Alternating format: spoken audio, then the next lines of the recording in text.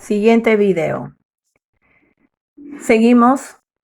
La iglesia en la edad moderna. El hombre se aleja de Dios totalmente y la iglesia también se aleja de las personas, porque la iglesia ya se convirtió con el transcurso de los años también en un poder político, un poder económico.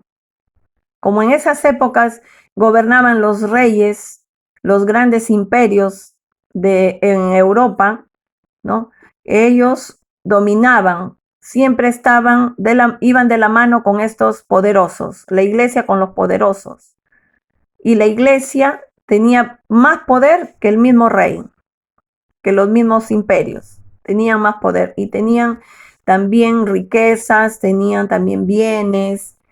En esas épocas fue también algo el error, ¿no? El error de esas épocas de la Iglesia Católica. Por eso los papas, los últimos papas, Juan Pablo II, el Papa Francisco, han pedido perdón a la gente por todos los abusos que en esas épocas se cometieron con los inocentes, ¿no? Quemándolos, torturándolos, quitándoles sus bienes, acusándolos de brujos, de hechiceros y llevándolos a la hoguera, ¿no? Ahí los quemaban. Entonces, es una parte oscura de la Iglesia Católica en esas épocas, ¿no? Y justamente en esas épocas también surgieron personas o sacerdotes que veían todas estas cosas que no iban de acuerdo a la palabra de Dios, de acuerdo a la Biblia, porque ellos estudiaban la Biblia, eh, que se rebelaron, protestaron. De ahí es que surgen los protestantes, las iglesias protestantes. Las iglesias protestantes protestaron, salieron de la iglesia, de la religión universal, que es la católica, ¿no? De allí se desprendieron todas las iglesias protestantes que conocemos, por ejemplo, las iglesias evangélicas, las iglesias, los santos de los últimos días y todas las iglesias que hemos escuchado, ¿no? Que hay, aparte de la iglesia católica. Entonces, la reforma protestante tuvo lugar en el siglo XVI, año 1501 a 1599, donde termina el siglo XVI y empieza ya en el año 1601 con el siglo XVII. Fue un periodo de agitación con la intención de recuperar el mensaje original de los evangelios y evitar los abusos de poder de la iglesia. Surgieron numerosas iglesias protestantes. El cristianismo y las iglesias de Europa poco a poco tuvieron que ir aceptando el cambio debido a la renovada conciencia de cada persona, derivada de la Ilustración y del inicio de la Revolución Industrial. ¿Qué es la Ilustración? Su misma palabra dice, ¿no? Por ejemplo, cuando decimos, tienes que ser una persona ilustrada. La persona ilustrada es la que lee mucho, la que está enterada de todo lo que pasa el día a día en lo que es las noticias a nivel local, nacional, internacional, sabe de literatura, sabe de ciencias, ¿no? Esa es la persona ilustrada, leída, ¿no? Y en esas épocas, como solamente prácticamente la gente de la edad moderna, de la edad media, no leían, no leían, ¿no?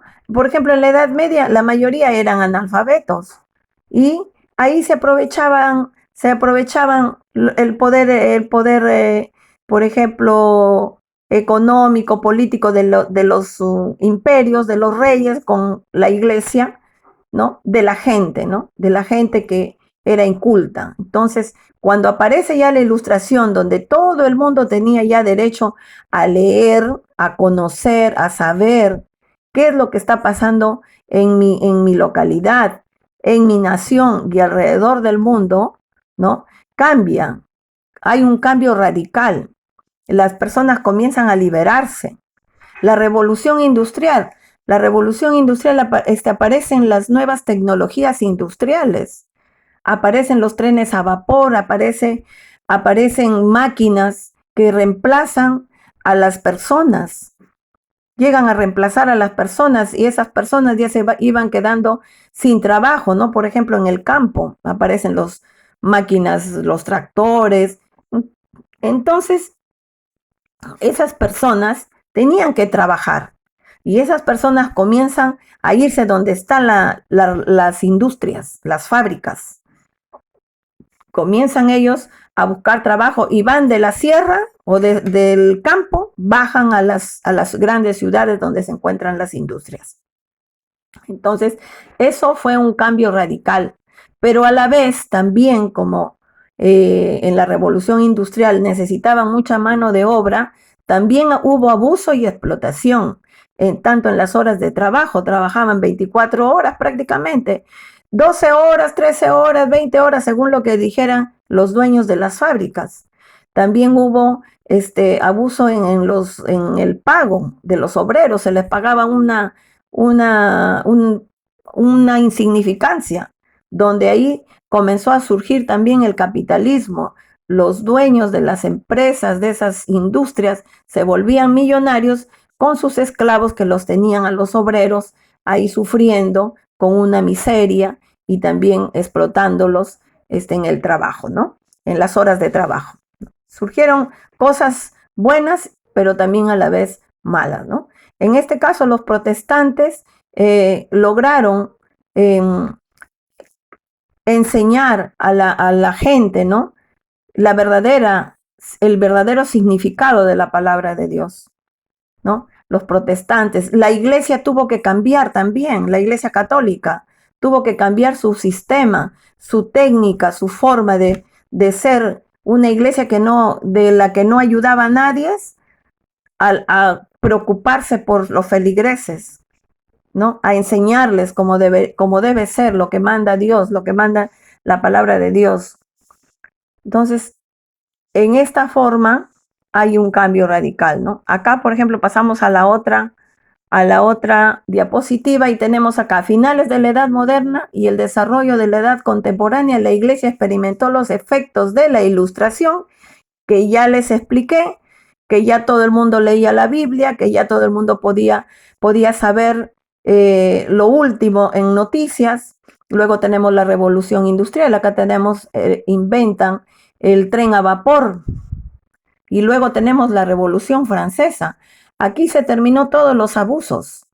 Esto fue en el año 1789, donde decapitaron a los reyes de Francia. El pueblo se rebeló totalmente, es una revolución, entró a todo al palacio donde ellos vivían y estaban escondidos, cansados de tanto abuso, de tanto abandono, de tanta tristeza, de no tener ni qué comer, y ver cómo la realeza de los reyes aquí en esta época en Francia vivían sin ninguna preocupación. Ellos trabajaban mientras ellos despilfarraban.